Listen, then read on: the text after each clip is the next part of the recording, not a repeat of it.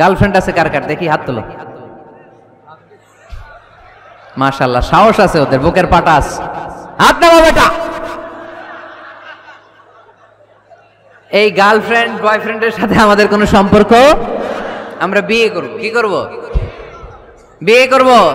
Chairman সাহেব বিয়ে করাই দিন এগুলোরে, আপনার দায়িত্বে দিয়ে গেলাম। এই গার্লফ্রেন্ড বয়ফ্রেন্ড এগুলো ইসলামের কালচার নয়।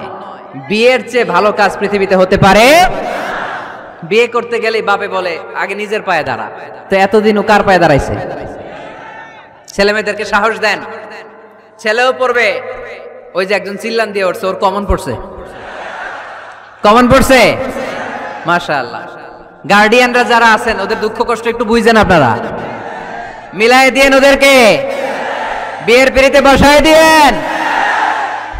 বিয়েতে কল্যাণ, বিয়েতে বরকত। বিয়ের মতো ভালো কাজ হতে পারে না। সব নবীরা বিয়ে করেছেন। আর নিকাহ মিন সুন্নতি, বিয়ে আমার সুন্নাত। ফামান রাগিবা আন সুন্নতি ফালাইসা মিন্নি, যে আমার সুন্নতকে ভালোবাসে না সে আমার উম্মত হতে পারে না। বিয়েটাকে সহজ করে দেন। যেই সমাজে বিয়ে সহজ ওই সমাজে জিনা কঠিন, তাই না? যেই সমাজে জিনা সহজ ওই সমাজে বিয়ে কঠিন। আমাদের সমাজে জিনা করা সহজ, বিয়ে করতে লাগে 10 লাখ, জিনা করতে লাগে 1000। ঠিক কিনা? 10 লাখ টাকা ছাড়া বিয়ে করা যায় না। এটা লাগবে, ওইটা লাগবে, এই দাও, ওই দাও, মোহর দাও, বিশাল অঙ্কের মোহর। 10 লক্ষ টাকা ধার্য না করলে মেয়ে দিবে না। এরকম আছে না নাই? না, এগুলো আসলে ইসলামিক কালচার না। ছেলের বাবা মেয়ের বাবা উভয়কে আমি বলি বিয়েটা সহজ করে দেন, সহজ করে দেন। ছেলে পড়াশোনা করুক, সমস্যা নাই, মেয়েও পড়ুক, কিন্তু তারা পবিত্রভাবে তাদের সম্পর্ককে মেনটেন করুক। ঠিক কিনা?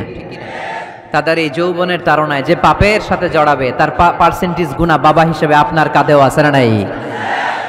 এজন্য বাবারা সাবধান, মায়েরা সাবধান, বিয়েটাকে সহজ করেন। এই এলাকার যুব সংঘ যারা আছো, তোমরা একটা ক্যাম্পেইন করবা এই মাহফিলের পরে, টাইমলি ম্যারেজ ক্যাম্পেইন।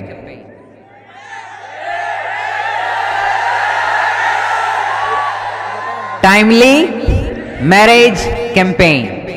সময় মতো বিয়ে দিতে হবে, দেরি করা যাবে।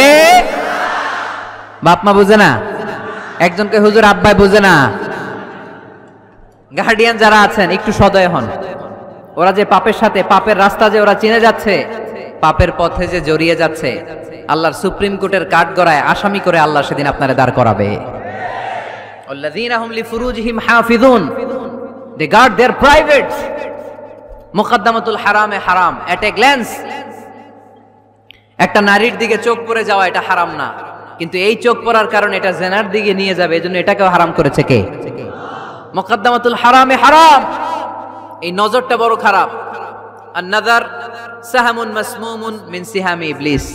এই নজর হচ্ছে শয়তানের বিষ মাখানো তীরের মধ্যে থেকে একটা ভয়ঙ্কর তীর। এই তীর দিয়ে শয়তান যুবক আর যুবতীদেরকে কাবু করে ফেলে। আমরা শয়তানের হাতে ধরা দিতে চাই না, আমরা বিয়ের মতো পবিত্র বন্ধনে আবদ্ধ হতে চাই। ঠিক কি না?